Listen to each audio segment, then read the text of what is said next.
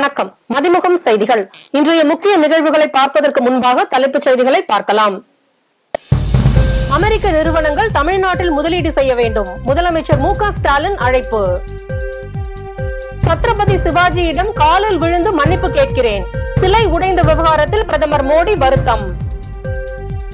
Formula 4 car பந்தயத்தால் மக்களுக்கு பாதிப்பில்லை, விளையாட்டுத்துறை செயலர் அதுல்யா மிஸ்ரா பேட்டி. பாஜக மாநில தலைவர் அண்ணாமலை லண்டன் பயணம் எதிரொலி, கட்சி பணிகளை கவனிக்க ஒருங்கிணைப்பு குழு அமைப்பு. முன்னாள் ஐஜி பொன் மாணிக்கவேலுக்கு நிபந்தனையுடன் கூடிய முன்ஜாமீன், உயர்நீதிமன்ற மதுரை அமர்வு உத்தரவு. பாலியல் குற்றவாளிகளுக்கு மரண தண்டனை, பிரதமர் மோடிக்கு மம்தா பானர்ஜி மீண்டும் கடிதம்.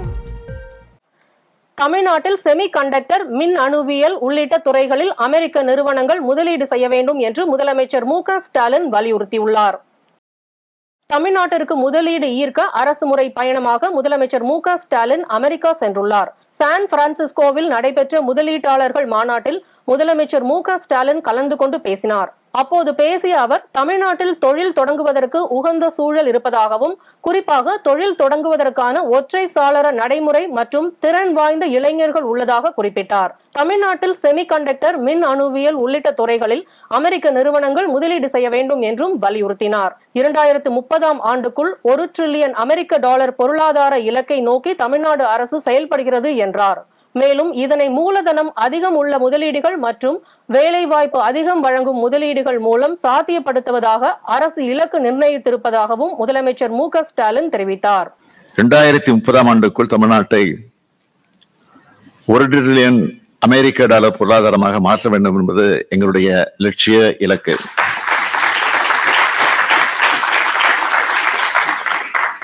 இதை அடைவதற்காக மூலதனம் அதிகம் உள்ள தொழில்களையும் வேலைவாய்ப்பினை அதிகப்படுத்தும் தொழில்களையும் ஈர்ப்பதில் நாங்கள் கவனம் செலுத்தி வருகிறோம். இவ்வாறான இருமுனை முயற்சி தற்போது சாதகமான பலன்களை அளித்து வருகிறது. மகாராஷ்டிராவில் சத்ரபதி சிவாஜியின் சிலை இடிந்து விழுந்ததற்கு பிரதமர் நரேந்திர மோடி மன்னிப்பு கோரியுள்ளார். மகாராஷ்டிராவில் சத்ரபதி சிவாஜியின் சிலை இடிந்து விழுந்ததற்கு பிரதமர் நரேந்திர மோடி மன்னிப்பு கோரியுள்ளார். இந்திய தாயின் மகனான சிவாஜியை அவமதிக்கும் கூட்டம் தாங்கள் அல்ல என்றும் பிரதமர் மோடி தெரிவித்தார். பிரதமர் நரேந்திர மோடி மகாராஷ்டிரா மாநிலம் ஆல்கர் என்ற இடத்தில் வாதுக்கன் துறைமுக அடிக்கல் நாட்டு விழாவில் பங்கேற்றார். இதனைத் தொடர்ந்து தொண்டர்கள் மத்தியில் உரையாற்றிய பிரதமர் மோடி, முதல் விஷயமாக சத்ரபதி சிவாஜியின் சிலை உடைந்ததற்கு மன்னிப்பு கேட்பதாக கூறி தனது உரையை தொடங்கினார். சத்ரபதி சிவாஜி ஒரு மன்னர் மட்டுமல்ல, தன்னை பொறுத்தவரை அவர் கடவுளுக்கு நிகரானவர் என்றும் பிரதமர் மோடி தெரிவித்துள்ளார். சத்ரபதி சிவாஜியின் சிலை உடைந்துள்ளது மிகுந்த வேதனையை கொடுத்துள்ளது என்ற பிரதமர் மோடி இதற்காக தலை குனிந்து அவரது காலில் விழுந்து மன்னிப்பு கேட்பதாகவும் கூறினார். மேலும் தனது கடவுள் சத்ரபதி சிவாஜியிடம் மன்னிப்பு கேட்கிறேன் என்றும் பிரதமர் மோடி தெரிவித்துள்ளார். இந்திய தாயின் தவ புதல்வனான சத்ரபதி சிவாஜியை அவமதிக்கும் கூட்டம் தாங்கள் இல்லை என்றும் பிரதமர் மோடி தெரிவித்துள்ளார். மகாராஷ்டிர மாநிலம் ராஜ்கோட் கோட்டையில் கடந்த டிசம்பர் மாதம் மராட்டிய மன்னர் சத்ரபதி சிவாஜியின் சிலையை பிரதமர் மோடி திறந்து வைத்தார். ஃபார்முலா 4 கார் பந்தயத்தால் மக்களுக்கும் போக்குவரத்துக்கும் சிக்கல் ஏற்படாது என்று விளையாட்டுத்துறை செயலர் அதுல்யா மிஸ்ரா தெரிவித்துள்ளார். இது தொடர்பாக செய்தியாளர்களிடம் பேசிய அவர், ஓமந்தூரார் மருத்துவமனைக்கு வரும் மக்களுக்கு எந்த பாதிப்பும் இல்லாமல் கார் பந்தயம் நடத்தப்படும் என்று தெரிவித்தார். மேலும் அவர் உலக அளவில் ஃபார்முலா கார் பந்தயம் நடக்கும் 14 இடங்களில் தற்போது சென்னையும் இணைந்துள்ளது என்றார். 2 விஷயம் நான் பேச விரும்புகிறேன். ஒன்று, சின்ன வயசுலேருந்து பார்த்த ரோட், அதனால கொஞ்சம் ஒரு கம்ஃபர்ட் இருந்தது. ராத்திரி 2 மணி வரைக்கும் நாங்கள் போய் சுற்றி பார்த்துட்டு வந்தேன். ரொம்ப ஆச்சரியமாக இருந்தது. ரொம்ப சேஃப்டி மெஷர்ஸோட இந்த ட்ராக்கை பில்ட் பண்ணியிருக்காங்க. At the same time, I'll say proper safety measures was taken into consideration. எல்லா ஸ்டாண்டர்ட்ஸ் மெயின்டைன் பண்ணி, அதாவது எனக்கு ஒரு கான்ஃபிடென்ஸ் வந்திருக்கு. கண்டிப்பாக we can race with all our efforts and give 100% out there. So ஒரு ஹோம் ட்ராக்னால ஒரு பாசிட்டிவ் ஃபீலிங் கண்டிப்பாக இருக்குது, ஒரு சந்தோஷமும் இருக்குது. That too for a home team. பாஜக மாநில தலைவர் அண்ணாமலை லண்டன் சென்ற நிலையில் தமிழ்நாட்டில் கட்சி பணிகளை கவனிக்க எச் ராஜா தலைமையில் பாஜக ஒருங்கிணைப்பு குழு அமைக்கப்பட்டுள்ளது. அரசியலுக்கு தற்காலிக ஓய்வு கொடுத்துவிட்டு அண்ணாமலை லண்டனில் படிக்க சென்றுள்ளார். அண்ணாமலை வெளிநாடு சென்ற நிலையில் தமிழகத்தில் பாஜகவின் செயல்பாடுகளை ஒருங்கிணைப்பதற்காக பாஜக தேசிய தலைமை தமிழ்நாட்டில் 6 பேர் கொண்ட ஒருங்கிணைப்பு குழுவை அமைத்துள்ளது. தமிழ்நாடு பாஜக மூத்த தலைவர் எச் ராஜா தலைமையில் செயல்படும் இந்த ஒருங்கிணைப்பு குழுவில் பாஜக மாநில துணைத் தலைவர்கள் சக்கரவர்த்தி, கனக சபாபதி, மாநில பொதுச் செயலாளர்கள் முருகானந்தம், ராம ஸ்ரீனிவாசன், பொருளாளர் RS சேகர் ஆகியோர் இடம்பெற்றுள்ளனர். அண்ணாமலை தமிழகம் திரும்பும் வரை இந்த குழுவினர் கட்சி செயல்பாடுகளை ஒருங்கிணைப்பார்கள் என தெரிவிக்கப்பட்டுள்ளது. சிலை கடத்தல் வழக்கில் முன்னாள் IG பொன் மாணிக்கவேலுக்கு உயர்நீதிமன்ற மதுரை கிளை நிபந்தனையுடன் முன்ஜாமீன் வழங்கியது. சிலை தடுப்பு பிரிவு காவல்துறை முன்னாள் IG பொன் மாணிக்கவேலுக்கு உயர்நீதிமன்ற மதுரை அமர்வில் மனு ஒன்றை தாக்கல் செய்திருந்தார். அதில் சிலை கடத்தல் வழக்கை DIG தரத்துக்கு குறையாத அலுவலரை கொண்டு விசாரணை மேற்கொண்டு அறிக்கை தாக்கல் செய்ய வேண்டும் என நீதிமன்றம் உத்தரவு பிறப்பித்தது. இதனிடையே தன் மீதான நன்மதிப்பை குலைக்கும் விதமாக உள்ளதாக கூறி இந்த வழக்கில் தனக்கு முன்ஜாமீன் வழங்கி உத்தரவிட வேண்டும் என கூறியிருந்தார். இந்த வழக்கு நீதிபதி பரத சக்கரவர்த்தி முன் விசாரணைக்கு வந்தபோது மனுதாரர் மீதான வழக்கு ஜாமீனில் விடுவிக்கக்கூடிய பிரிவுகளின் அடிப்படையில் பதிவாகி உள்ளதா என்பது தொடர்பான ஆவணங்களை CBI தாக்கல் செய்ய வேண்டும் என உத்தரவிட்டார். இந்த நிலையில் இந்த வழக்கு மீண்டும் விசாரணைக்கு வந்தது. அப்போது 4 வாரங்களுக்கு சென்னை CBI அலுவலகத்தில் ஆஜராகி கையெழுத்திட வேண்டும் என்ற நிபந்தனையுடன் முன்னாள் IG பொன் மாணிக்கவேலுக்கு முன்ஜாமீன் வழங்கி உயர்நீதிமன்ற மதுரை கிளை உத்தரவிட்டுள்ளது. பாலியல் வழக்குகளில் குற்றவாளிகளுக்கு மரண தண்டனை வழங்க கோரி சட்டத்தில் திருத்தம் செய்வது தொடர்பாக பிரதமர் மோடிக்கு மம்தா பானர்ஜி மீண்டும் கடிதம் எழுதியுள்ளார். மேற்கு வங்கத்தில் பணியில் இருந்த பெண் மருத்துவர் பாலியல் வன்கொடுமை செய்யப்பட்டு கொலை செய்யப்பட்டார். அவரது கொலையை கண்டித்தும் பாலியல் வழக்குகளில் குற்றவாளிகளுக்கு மரண தண்டனை வழங்க கோரியும் சட்டத்தில் திருத்தம் செய்வது தொடர்பாக பிரதமர் மோடிக்கு மம்தா பானர்ஜி மீண்டும் கடிதம் எழுதியுள்ளார். அந்த கடிதத்தில் மேற்கு வங்கத்தில் பாலியல் குற்றவாளிகளுக்கு உடனடி தூக்கு தண்டனை நிறைவேற்றும் வகையில் சட்ட மசோதா நிறைவேற்றுவது தொடர்பாக கடிதம் எழுதியிருந்ததாகவும் அந்த கடிதத்திற்கு பிரதமர் மோடி தரப்பில் எந்த பதிலும் வராததால் தற்போது மீண்டும் கடிதம் எழுதியுள்ளதாகவும் குறிப்பிட்டுள்ளார். பொங்கல் தினத்தன்று தமிழ்நாட்டில் 1000 முதல்வர் மருந்தகங்கள் திறக்கப்படும் என அமைச்சர் மா சுப்பிரமணியம் தெரிவித்துள்ளார். கோவை விமான நிலையத்தில் குரங்கு அம்மை நோய் தடுப்பு நடவடிக்கைகள் மற்றும் முன்னேற்பாடுகள் குறித்து மக்கள் நல்வாழ்வுத்துறை அமைச்சர் மா சுப்பிரமணியம் ஆய்வு செய்தார். சர்வதேச விமானங்களில் வரும் பயணிகளை தானியங்கி தெர்மல் ஸ்கேனர் மூலம் கண்காணிக்கப்பட்டு வரும் நிலையில் செயல்பாடுகள் குறித்து ஆய்வு செய்தார். பின்னர் செய்தியாளர்களை சந்தித்து பேசிய அவர் முதலமைச்சர் அறிவித்தபடி பொங்கல் தினத்தன்று தமிழ்நாட்டில் 1000 முதல்வர் மருந்தகங்கள் திறக்கப்படும் என தெரிவித்தார். முதலமைச்சர் மருந்தகங்கள் எந்தெந்த பகுதிகளில் அமைய உள்ளது என்பது குறித்து ஆலோசனை மேற்கொள்ளப்படுவதாகவும் விலை உயர்ந்த மருந்துகள் முதல்வர் மருந்தகங்களில் மலிவு விலையில் கிடைக்கும் என்றும் கூறினார். இந்த தமிழ்நாட்டில் அமையவிருக்கிற மாண்புமிகு தமிழ்நாட்டின் முதலமைச்சர் அவர்கள் அறிவித்திருக்கிற இந்த மருந்தகங்களை பொறுத்தவரை மிக விலை குறைந்த அளவில் அரசு மருத்துவமனைகளில் இன்றைக்கு இந்த தொற்றா நோய்களுக்குரிய மருந்துகள் என்பது இலவசமாக தரப்பட்டு கொண்டிருக்கிறது. குறிப்பாக உலகிலேயே மக்களை தேடி மருத்துவம், இன்னுயிர் காப்போம் என்கின்ற இந்த திட்டங்களின் மூலம், இன்னுயிர் காப்போம் என்கின்ற திட்டத்தின் மூலம் diabetic, hyper tension, palliative care, physiotherapy, dialysis போன்ற நோய்களுக்கு வீடுகளுக்கே தேடி சென்று மருந்துகள் தருகிற அந்த திட்டத்தின் மூலம் இந்த தொற்றா நோய் பாதிப்புகளின் இறப்புகளும் குறைக்கப்பட்டிருக்கிறது. பெரிய அளவில் மக்கள் அதை பயன்படுத்தி கொண்டிருக்கிறார்கள். இருந்தாலும் தனியார் மருத்துவமனைகளில் நடுத்தர மக்கள் இதுபோன்ற நோய் பாதிப்புகளுக்கு உண்டானவர்களுக்கு மருந்து மாத்திரைகள் என்பது நான் சொன்ன இந்த நீரிழிவு நோயாக இருந்தாலும், உயர் ரத்த அழுத்த நோயாக இருந்தாலும், பல்வேறு நோய் பாதிப்புகளுக்கு மருந்து மாத்திரைகளுக்காகவே மாதந்தோறும் 2000, 3000 செலவிட வேண்டியிருக்கிறது. அதை குறைந்த அளவில் தர வேண்டும் என்கின்ற ஒரு நல்ல நோக்கத்தோடு மாண்புமிகு முதல்வர் அவர்கள் அறிவித்திருக்கிறார்கள். அவர் அறிவித்ததைப் போலவே வருகிற பொங்கல் திருநாள் அன்று 1000 மருந்தகங்கள் தமிழ்நாட்டில் தொடங்கி வைக்கப்படும். தொழில்நுட்ப பணியிடங்களை நிரப்ப ஒருங்கிணைந்த தேர்வுக்கான அறிவிப்பை TNPSC வெளியிட்டுள்ளது. தமிழ்நாடு அரசு பணியாளர் தேர்வாணையம் 2024ஆம் ஆண்டுக்கான திருத்தப்பட்ட தேர்வு அட்டவணையை கடந்த வாரம் வெளியிட்டது. அதில் நேர்முக தேர்வுடன் கூடிய தொழில்நுட்ப பணியிடங்களில் 105 காலி இடங்களை நிரப்புவதற்கான அறிவிப்பு இடம்பெற்றிருந்த நிலையில் அதற்கான அறிவிப்பை TNPSC தற்போது வெளியிட்டுள்ளது. இந்த பணியிடங்களுக்கான தேர்வுகள் நவம்பர் 18ஆம் தேதி தொடங்கி 3 நாட்கள் நடைபெறும் என தெரிவிக்கப்பட்டுள்ளது. முதலமைச்சர் ஸ்டாலின் முன்னிலையில் அமெரிக்காவில் புரிந்துணர்வு ஒப்பந்தங்கள் மேற்கொள்ளப்பட்டன. இது குறித்து முதலமைச்சர் வெளியிட்டுள்ள பதிவில், சான் பிரான்சிஸ்கோ நகரில் நடைபெற்ற முதலீட்டாளர்கள் மாநாட்டில் உலகின் முன்னணி தொழில் நிறுவனங்களான Nokia, PayPal, yield engineering systems, Microchip, இன்ஃபிங்ஸ், அப்ளைட் மெட்டீரியல்ஸ் ஆகிய 6 நிறுவனங்களுடன் 900 கோடி ரூபாய் முதலீட்டில் சென்னை, கோவை, மதுரை மற்றும் செங்கல்பட்டில் 4100 நபர்களுக்கு வேலை வாய்ப்பு அளிக்கும் வகையில் புரிந்துணர்வு ஒப்பந்தங்கள் மேற்கொள்ளப்பட்டன. அதிமுக முன்னாள் அமைச்சர் எம்.ஆர். விஜயபாஸ்கர் மீதான சொத்து குவிப்பு வழக்கில் விசாரணை நடத்துவதற்கு ஆளுநர் இதுவரை அனுமதி தரவில்லை என சென்னை உயர்நீதிமன்றத்தில் தமிழக அரசு தெரிவித்துள்ளது. அதிமுக ஆட்சியில் போக்குவரத்து துறை அமைச்சராக எம்.ஆர். விஜயபாஸ்கர் பதவி வகித்த போது GPS கருவிகள் வழங்குவதில் ஊழல் முறைகேடு நடந்ததாகவும் வருமானத்திற்கு அதிகமாக சொத்து சேர்த்ததாகவும் புகார்கள் எழுந்தன. இதுகுறித்து விசாரணை நடத்தும் லஞ்ச ஒழிப்புத்துறை எம்.ஆர். விஜயபாஸ்கருக்கு சொந்தமான இடங்களில் சோதனை நடத்தினர். மேலும் அவர் தொடர்புடைய CBI விசாரணைக்கு ஒப்புதல் கோரி ஆளுநர் ரவிக்கு கடந்த ஆண்டு மே 15ஆம் தேதி தமிழக அரசு அனுப்பி வைத்தது. இது அவரின் பரிசீலனையில் உள்ளது. இந்நிலையில் இது குறித்த வழக்கு சென்னை உயர்நீதிமன்றத்தில் விசாரணைக்கு வந்தது. அப்போது தமிழக அரசு சார்பில் ஆஜரான வழக்கறிஞர் எம்.ஆர். விஜயபாஸ்கர் மீதான சொத்து குவிப்பு புகார் தொடர்பாக விசாரணை நடத்த கவர்னர் இதுவரை ஒப்புதல் வழங்கவில்லை எனவும் அனுமதி கிடைத்ததும் விசாரணை துவங்கும் என்றார். நிலையான உறுதியுடன் நம் கனவுகளை துரத்துவோம் என முதலமைச்சர் மு.க. ஸ்டாலின் தனது எக்ஸ் தள பக்கத்தில் பதிவிட்டுள்ளார். தமிழ்நாட்டிற்கு தொழில் முதலீடுகளை ஈர்க்கும் வகையில் முதலீட்டாளர்களை சந்திப்பதற்காக 17 நாட்கள் பயணமாக தமிழ்நாடு முதலமைச்சர் மு.க. ஸ்டாலின் அமெரிக்கா சென்றுள்ளார். இந்த நிலையில் இது தொடர்பாக தனது எக்ஸ் தள பக்கத்தில் பதிவொன்றை வெளியிட்டுள்ளார் முதலமைச்சர் மு.க. ஸ்டாலின். அதில் ஒரு உற்சாகமான மாலை பொழுதில் முதலீட்டாளர்கள் மாநாட்டில் ஆற்றல் மிக்க விவாதங்களை நடத்தியதாகவும் எல்லையில்லா ஆற்றல் மற்றும் பரந்த வாய்ப்புகளின் நிலமான தமிழ்நாட்டிற்கு உலகளாவிய முதலீட்டாளர்களை அழைத்ததாகவும் நிலையான உறுதியுடன் நம் கனவுகளை துரத்துவோம் எனவும் பதிவிட்டுள்ளார். சபாநாயகராக இருந்த தனபாலை முதல்வராக ஆக்கலாம் என்று நான் முன்மொழிந்தேன். அதை திருமாவளவன் உள்ளிட்டோர் வரவேற்றனர். ஆனால் 35 தலித் MLA-க்களும் அதற்கு எதிர்ப்பு தெரிவித்தனர் என்று சசிகலாவின் சகோதரர் திவாகரன் தெரிவித்தார்.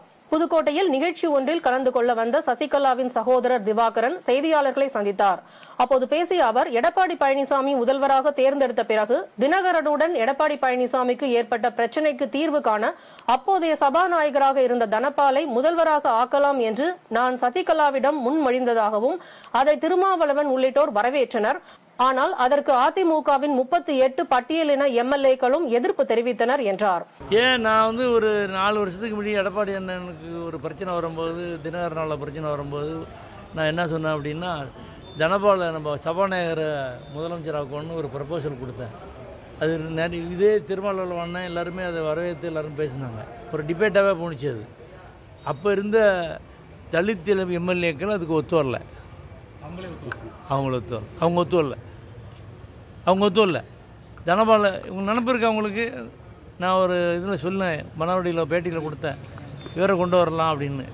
காம்ப்ரமைஸ் கேண்டிடேட்டாக தனபாலனை கொண்டு வரணும்னு சொன்னேன். அதுக்கு யாருமே ஒத்து வரல. குறிப்பாக தலித் MLA-க்கள் இப்போ கிட்டத்தட்ட 38-40 பேர் இருந்தாங்கன்னு நினைக்கிறேன். யாரும் ஒத்து வரல. 38 பேர் இருந்தாங்க, அவங்களே ஒத்து வரல. மதுரையில் புகார் அளிக்க வந்த பெண்ணின் நகைகளை அடகு வைத்து திரும்ப ஒப்படைக்காத பெண் காவல் ஆய்வாளர் கைது செய்யப்பட்டார். திருமங்கலத்தை சேர்ந்த ராஜேஷ்குமார் அபிநயாவுக்கு திருமணம் ஆகி கருத்து வேறுபாடு காரணமாக பிரிந்து வாழ்ந்து வந்த நிலையில் மோதல் ஏற்பட்டதால் அது குறித்து திருமங்கலம் அனைத்து மகளிர் காவல் நிலையத்தில் இரு தரப்பினரும் புகார் அளித்தனர். இதனை ஆய்வாளர் கீதா விசாரித்து வந்ததாக கூறப்படுகிறது. திருமணத்தின் போது பெற்றோர் கொடுத்த நகைகளை ராஜேஷ்குமாரிடம் இருந்து வாங்கி தருமாறு அபிநயா கூறியதால் 100 பவுன் நகைகளை ஆய்வாளர் கீதாவிடம் ராஜேஷ்குமார் ஒப்படைத்ததாக கூறப்படுகிறது.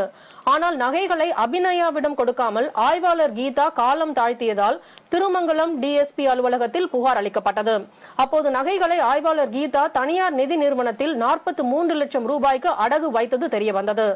இதில் 20 பவுன் நகைகளை கீதா திரும்ப கொடுத்ததாக கூறப்படும் நிலையில் DIG அலுவலகத்தில் புகார் அளிக்கப்பட்டு கீதா சஸ்பெண்ட் செய்யப்பட்டார். எனினும் மீதமுள்ள 38 பவுன் தங்க நகைகளை ஒப்படைக்காததால் DIG உத்தரவின் பேரில் கீதா மீது போலீசார் வழக்கு பதிவு செய்து கைது செய்தனர். கொடைக்கானல் மலைப்பகுதியில் மூலிகை தொழிற்சாலை அமைப்பதற்கு தமிழ்நாடு அரசுக்கு சட்டமன்ற ஏடுகள் குழு பரிந்துரை செய்யும் என சட்டமன்ற ஏடுகள் குழு தலைவர் டாக்டர் லட்சுமணன் தெரிவித்துள்ளார். திண்டுக்கல் மாவட்டம் கொடைக்கானலில் மூலிகை தொழிற்சாலை அமைக்கப்படுவதற்காக தமிழ்நாடு சட்டமன்ற ஏடுகள் குழு கடந்த 2 தினங்களாக ஆய்வுகள் மேற்கொண்டனர்.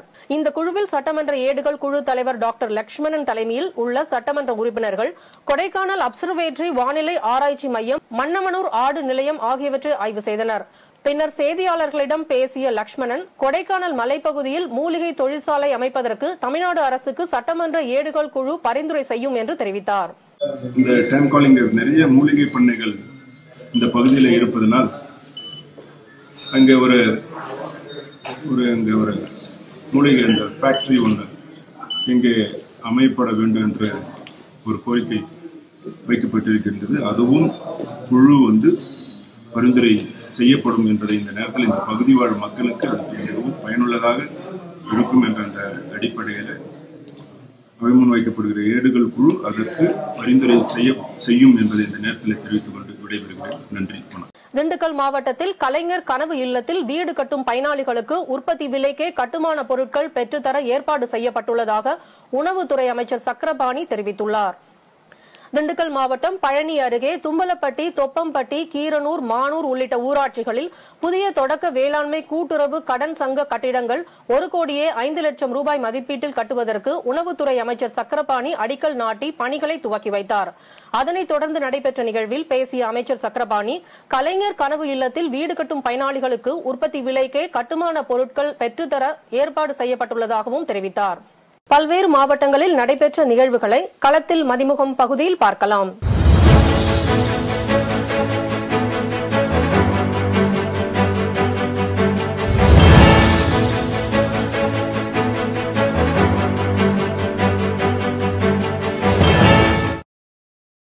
தஞ்சாவூர் மாவட்ட ஆட்சியர் அலுவலகத்தில் மாவட்ட ஆட்சித்தலைவர் பிரியங்கா பங்கஜம் தலைமையில் விவசாயிகள் குறை தீர்வு கூட்டம் நடைபெற்றது. இதில் விவசாயிகள் மற்றும் பல்வேறு துறை அதிகாரிகள் கலந்து கொண்டனர்.